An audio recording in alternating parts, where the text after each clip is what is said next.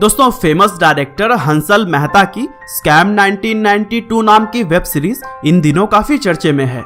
दरअसल यह कहानी है हर्षद मेहता की, वही हर्षद मेहता जिसे एक जमाने में स्टॉक मार्केट का अमिताभ बच्चन कहा जाता था। करीब 5000 करोड़ का घोटाला करके हर्षद ने उस समय पूरे भारत को हिला दिया था। हालांकि एक गरीब गुजराती परिवार में जन्म लेने वाले हर्षद की जेब तो खाली थी, लेकिन उसके आंखों में सपने भरे थे। और फिर अपनी मेहनत और दिमाग का इस्तेमाल करके वह स्टॉक मार्केट के बिग बुल कहलाए।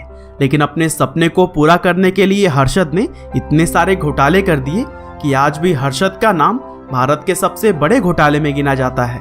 हालांकि आज के इस वीडियो में हम जानेंगे कि आखिर हर्षद मेहता के बाद से आज उनकी फैमिली कहां और किस कंडीशन में है।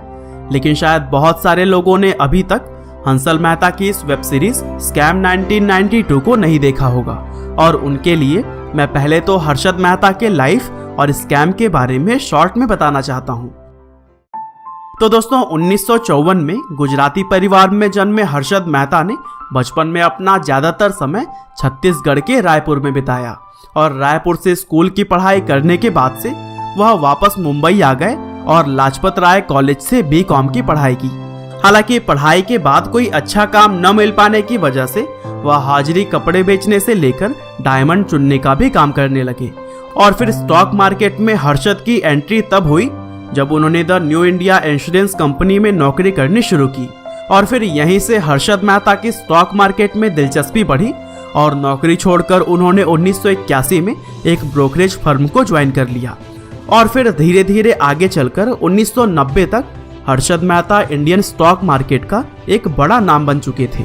दरअसल कहा जाता था कि हर्षद मेहता जिस भी चीज को छू देता वो सोना बन जाता था, और उसे उस टाइम स्टॉक मार्केट का अमिताभ बच्चन और बिग बुल के नाम से भी जाना जाता था।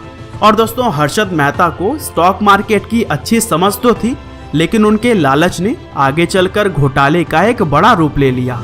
एक्चुअली हर्षद ने बैंकिंग सिस्टम की खामियों का फायदा उठाया और बहुत सारा पैसा बैंक से लेकर शेयर मार्केट में लगा दिया।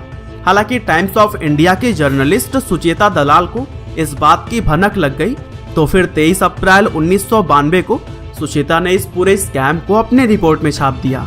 और फिर जब घोटाले सामने आने लगे, तब जिस तेजी से स्टॉक मार्केट उठा था उतनी ही तेजी से वह नीचे गिर गया, जिससे कि बहुत सारे हर्षद मेहता को फॉलो करने वाले लोग पूरी तरह से बर्बाद हो गए। और दोस्तों, मुंबई की दलाल स्ट्रीट से लेकर नई दिल्ली में संसद तक इस घोटाले की गूंज सुनाई देने लगी। और फिर जब इस स्कैम की जांच के लिए टीम बनाई गई, तब नवंबर 1992 में सीबीआई ने हर्षद मेहता को गिरफ्तार कर लिया। साथ ही इस घोटाले में उनका साथ देने वाले उनके भाई अश्विन को भी कस्टडी में ले लिया गया था। और दोस्तों, घोटाले का पर्दाफाश हो जाने पर हर्षद मेहता पर 72 क्रिमिनल चार्जेस लगाए गए। साथ ही करीब 600 सिविल केसेस भी उनके खिलाफ फाइल किए गए। लेकिन 3 महीने बाद ही मेहता और उनके भाई जमानत पर रिहा कर दिए गए थे। हालांकि जेल से बाहर आने के बाद से हर्षद मेहता ने खुलासा किया कि उन्होंने उस समय के प्रधानमंत्री पीवी नरसिम्हा राव को 1 करोड़ रुपए उनकी पार्टी में दिए थे, लेकिन यह बात कभी भी साबित नहीं हो सकी थी। और फिर अक्टूबर 1997 में स्पेशल कोर्ट ने मेहता के खिलाफ सीबीआई के द्वारा लगाए गए 72 आरोपों में से 34 को मंजूरी दे दी, जिससे कि सितंबर 1999 में बॉम्बे हाई कोर्ट ने मेहता और 3 अन्य लोगों को 5 साल की सजा सुनाई। हालांकि एक बार फिर से उन्हें जमानत तो मिल गई थी, लेकिन दोबारा 2001 में किसी केस में हर्षद मेहता को गिरफ्तार कर लिया गया। और फिर आखिरकार 31 दिसंबर 2001 को 47 साल की उम्र में तिहाड़ जेल में हार्ट अटैक की वजह से हर्षद की मौत हो गई। लेकिन दोस्तों, चलिए अब हम बात कर लेते हैं वेब सीरीज के अंदर दिखाए गए हर्षद के फैमिली के बारे में, कि आखिर हर्षद मेहता के मौत के बाद से उनका क्या हुआ। तो दोस्तों, हर्षद के मौत के बाद से भी बहुत सारे केसेस उनकी फैमिली को लड़ना पड़ा।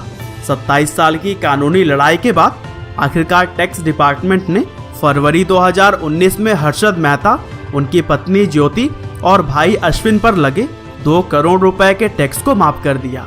और इसी साल हर्षद की वाइफ ज्योति ने किशोर जनानी और फेडरल बैंक के खिलाफ लड़ रहे एक केस को भी जीत लिया था, जिसमें कि हर्षद मेहता की फैमिली को किशोर जनानी और फेडरल बैंक की तरफ से 6 करोड़ रुपए 18% ब्याज के साथ देने के लिए कहा गया। और अगर हम बात करें पूरे सफर में हर्षद मेहता का साथ देने वाले उनके भाई अश्विन के बारे में, तो वह लॉयर की जानकारी तो पहले से ही रखते थे, लेकिन 50 साल की उम्र में उन्होंने डिग्री भी ले ली और आज वह मुंबई में हाई कोर्ट और सुप्रीम कोर्ट के अंदर बहुत सारे केसेज आसानी से जीत चुके हैं। साथ ही उन्होंने अपने कमाए हुए पैसों में से करीब 1700 करोड़ रुपए बैंक्स को भी दे दिए, जिसमें कि हर्षद का नाम जुड़ा हुआ था। और दोस्तों, स्टेट बैंक ऑफ इंडिया के घोटाले से हर्षद का नाम तो तभी हट गया था जब उनकी डेथ हुई थी, लेकिन अश्विन 2018 तक अपने केस को तब तक लड़ते रहे जब तक उन्हें स्पेशल कोर्ट ने राहत नहीं दे दी थी। साथ ही हर्षद के बेटे अतुर मेहता के बारे में कुछ खास जानकारी तो नहीं है, लेकिन 2018 में BSE listed textile company fair deal filaments में उन्हें एक बड़ा स्टॉक खरीदते हुए नोटिस किया गया था। साथ ही कुछ सोर्स बताते हैं कि अतुर स्क्वायर ऑफ नाम की एक कंपनी के को फाउंडर और CTO भी हैं। और दोस्तों, सुचेता दलाल को आगे चलकर 2006 में पद्मश्री के अवार्ड से भी नवाजा गया था और उन्हें भी आप रियल फोटोज में देख सकते हैं। तो दोस्तों, यह थी हर्षद मेहता और उनके फैमिली की कहानी। आपने अभी तक हर्षद मेहता की वेब सीरीज देखी कि नहीं, हमें कमेंट करके जरूर बताइएगा। और दोस्तों, इसी तरह के इंटरेस्टिंग वीडियोस को लगातार देखने के लिए कृपया लाइव हिंदी को सब्सक्राइब करें, साथ ही बेल आइकन को भी दबाना ना भूलिएगा। आपका बहुमूल्य समय देने के लिए बहुत बहुत धन्यवाद।